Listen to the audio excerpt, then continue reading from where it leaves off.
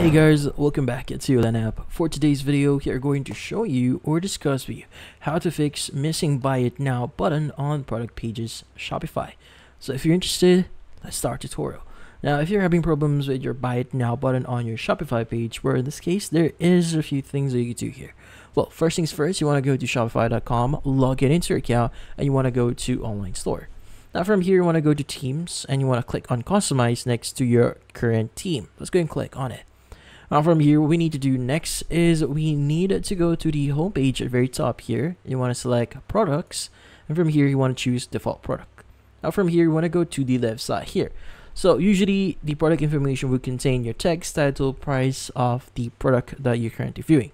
But also in here, you should be able to see the buy button. Now, if you can't see it in here, you need to add the block for it. In this case, you want to click on add block here, choose the option for buy buttons, go ahead and click on it, and that should add your buy button.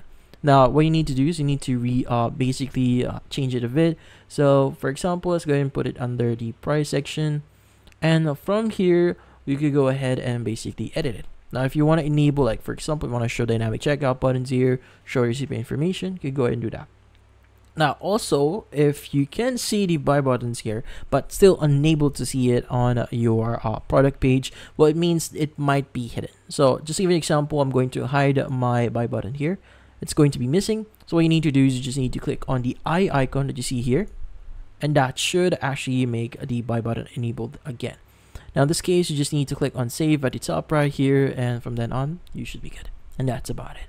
So hopefully this video was able to help you. Like and subscribe to App. Thank you for watching.